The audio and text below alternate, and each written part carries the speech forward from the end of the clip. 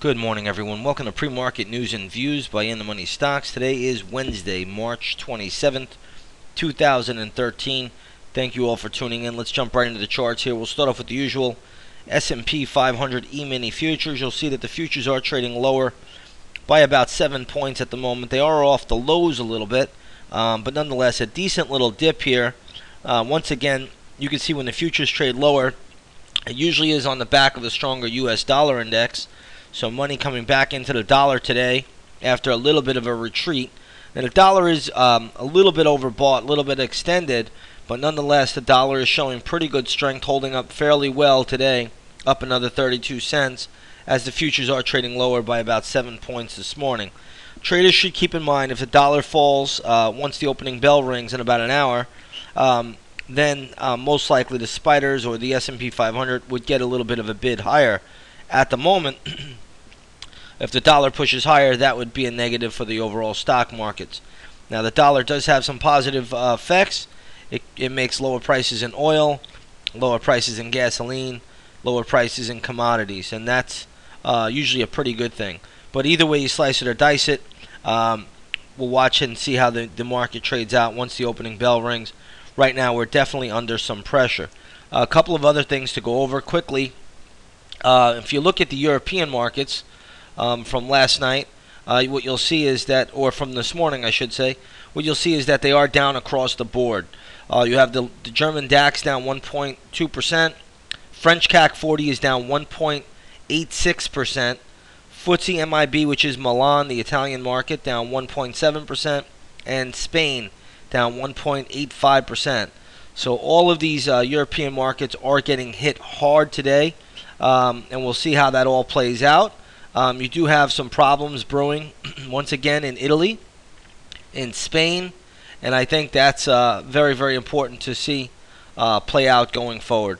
So again, keep that on the radar today. Right now, there is some issues in the European markets, and we talked about this taking place. And that's what we're seeing overall today. So again, a lot of problems coming out of there. We'll see if these Cyprus banks open up tomorrow. Rumors are they don't even have enough cash for the depositors that want to remove their money. So it's really a mess, turning into a mess, I should say. And we'll see how it plays out. There was economic data over there in Europe that actually declined. No real surprise there either. But either way you slice it or dice it, just realize that the European markets this morning are definitely under some pressure, and that is weighing on the overall stock markets here in the United States. Now, looking at the Asian markets last night, it really wasn't that big a deal. The Asian markets held up pretty well. They were all basically flat to slightly higher. The Hang Seng was the biggest winner there, up 0.7%, but not really a big deal overall. But the European markets this morning are getting hit. Keep an eye on the German DAX, most important. You can watch for equities such as the EWI. You can see how this is Italy, gapping down already. EWG, this is Germany, gapping down already. EWQ, which is France, gapping down already. And then you have the EWP, which is Spain, gapping down also. So again, Europe really is the culprit here. And we are seeing lower equity prices here in the U.S. It's not a death sentence by any stretch. Usually in the United States, every dip is a buying opportunity. There's just so much money being printed. That's pretty much how it works out. But again, I think traders need to be a little bit on guard at this time. What else do I have here? You do have a lot of economic data, I believe, being released. So you want to watch for that going forward. This morning, I do believe that we are going to see some news out at 9 o'clock, also at 10 o'clock. So be aware of that. You will have a fair amount of economic data being released going forward, and we'll just see how that all plays out. But right now, I don't think we could make all that much out of this little dip in the morning. We want to see if there's any follow-through going forward. So that's what I'm looking at right now. Let's take a look at the GLD this morning. Here you'll see the GLD is trading up a little bit off the lows. it was trading down around the 154 level, now around 154.56. So you can see the GLD is catching a little bit of a bid. Spot gold is up by 1 point to 15.98 an ounce. Oil is lower today. Oil is down about 34 cents to $95.98 a barrel. Let's take a look at the USO, which has really been on some big upside, and that is pulling back rather slightly. Not really that big of a decline in oil, considering we do have some decent dollar strength out here. Not that big of a decline, at least not yet. So we'll see how that all plays out.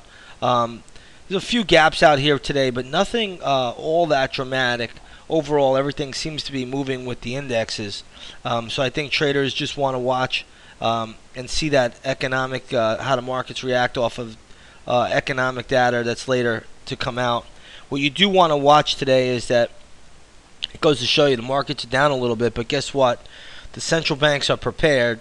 It looks like we're going to have 4 Federal Reserve presidents giving speeches today. So you're going to have 4 different people from the Federal Reserve, top honchos, not Ben Bernanke, that will be giving speeches today about the economy, about money printing, and everything else. So watch for that. I believe it begins at 11 o'clock and ends at 1 o'clock. But we will have the Federal Reserve will have 4 presidents, Fed presidents, giving speeches today. So it goes to show you that they're always one step ahead of the game, trying to keep these markets propped up, trying to keep the institutions from selling. But that is the case today. So that's really the big news.